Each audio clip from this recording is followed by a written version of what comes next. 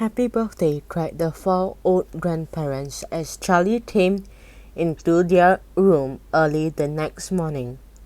Charlie smiled nervously and sat down on the edge of the bed. He was holding his present, his only present, very carefully in his two hands. "Wondrous Whipple Scrumptious Marshmallow Delight," it said on the wrapper. The four old people, two at either end of the bed, propped themselves up on their pillows and stared with anxious eyes at the bar of chocolate in Charlie's hands. Mr. and Mrs. Butter came in and stood at the foot of the bed, watching Charlie. The room became silent. Everybody was waiting now for Charlie to start opening his present. Charlie looked down at the bar of chocolate. He ran his fingers slowly back and forth along the length of it.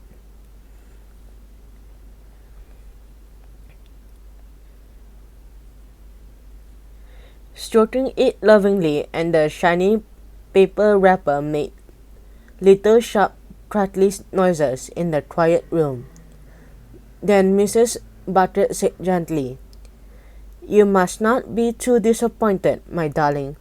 If you do not find what you are looking for underneath the wrapper, you really cannot expect to be as lucky as all that."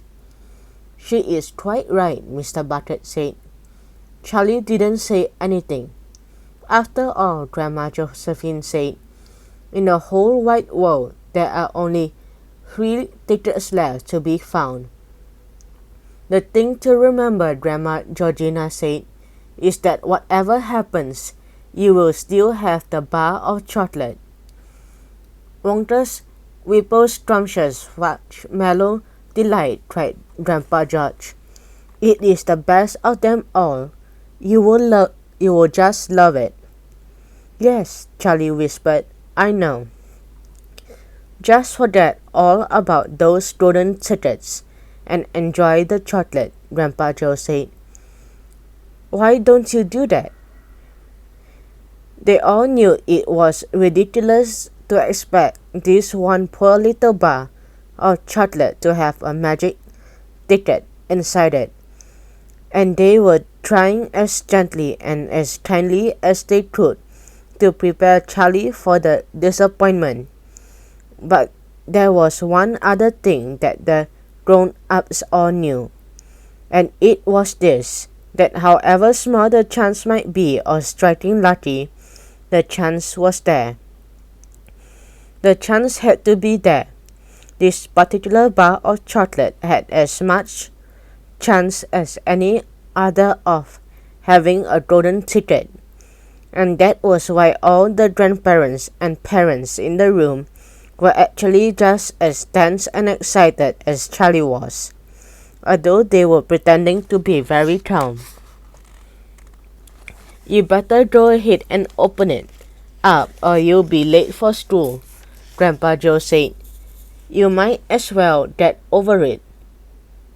Grandpa George said. "Open it, my dear," Grandma Georgina said. "Please open it. You are making me jumpy." Very slowly, Charlie's finger began to tear open one small corner of the wrapping paper. The old people in the bed all leaned forward, craning their scraggy necks.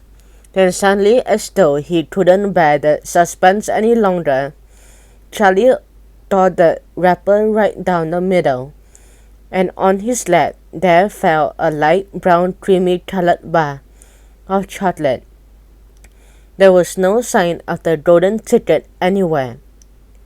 "Well, that's that," said Grandpa Joe brightly. "It's just what we expected." Charlie looked up. 4 kind old faces were watching him intently from the bed. He smiled at them, a sad smile, and then he shrugged his shoulders and picked up the chocolate bar and held it out to his mother and said, "Here, Mother, have a bite. We'll share it. I want everybody to taste it." Certainly not, his mother said, and the others all cried, No, no, we would not dream of it. It's all yours. Please, begged Charlie, turning around and offering it to Grandpa Joe. But neither he nor anyone else would take even a tiny bite. It is time to go to school, my darling, Mrs. Bartlett said, putting an arm around Charlie's teeny shoulders. Come on, or you'll be late.